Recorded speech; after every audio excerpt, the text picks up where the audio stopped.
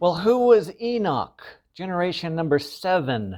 We're going to answer that using the periodic table today. Now, this Enoch in generation 7 is not to be confused with the Enoch in generation 2, Adam's firstborn who killed Abel. We're talking about Enoch who was translated. His genealogy is in Genesis chapter 5. And let's look at the periodic table of history just for a second and see the 6,000 years of history over here on the left. And then we also want to take note that Israel is right along here. And we're going to be talking about these pre-flood patriarchs right here.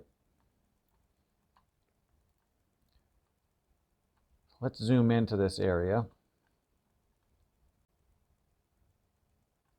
We'll make them easier to see. And Jared lived 162 years, and he begat Enoch. There's a bit more on Enoch than most of the other pre-flood patriarchs. We have a curious passage in Genesis 5. It states, "And Enoch walked with God and was not, for God took him." So the writer of Hebrews writes in chapter 9, "By faith Enoch was translated that he should not see death, and was not found, because God had translated him. For before his translation he had this testimony, that he pleased God." So I'm going to zoom out here just for a second and then zoom into, here's his parent Jared. And we can see who's around there. Other patriarchs, sons of Cain, are in red.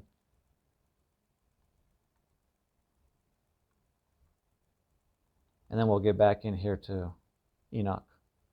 Now we learn from Jude that Enoch is a prophet.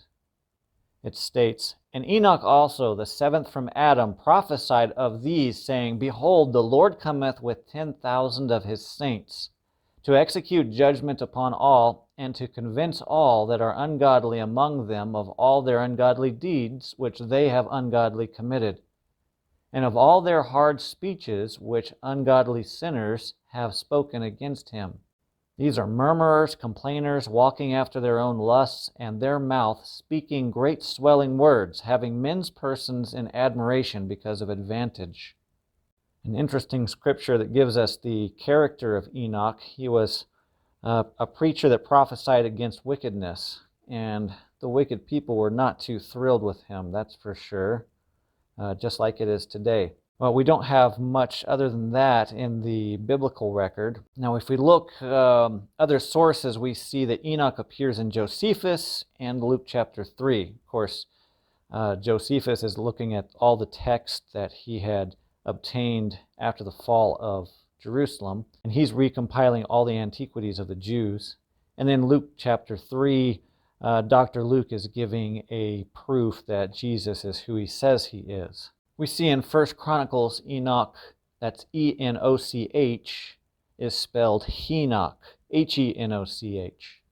Now, Enoch is connected to the Book of Enoch. He is the writer of it, the supposed Book of Enoch, and the Book of Jubilees.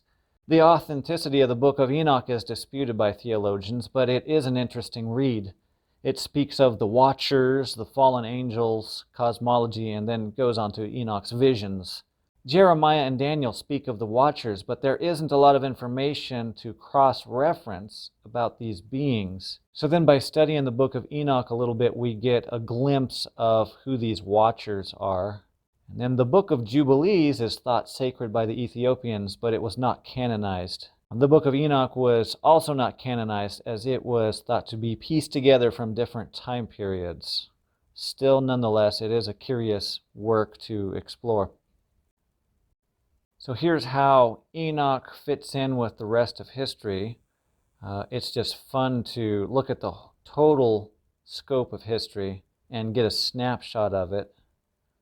And then when we look in this area, we can see the scope of Enoch's life here. Probably crossed paths with the descendants of Cain, saw the first city being built and so forth. And then his son was Methuselah, who is the oldest recorded person in biblical history, 969 years. Now Enoch would have known Lamech, and Lamech is the father of Noah. Very fascinating.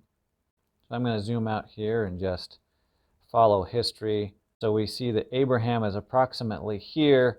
Then we get down to where David is, Saul and David, and really the establishing of the monarchy of Israel, about 1000 BC, and then Jesus is over here, and then we go all the way down into modern history. Very fun to see this, and very fun to be able to visualize history in this manner. Thanks for watching. It's always free to share, thumbs up, comment, and subscribe. So have a great week, and I will see you in the next video.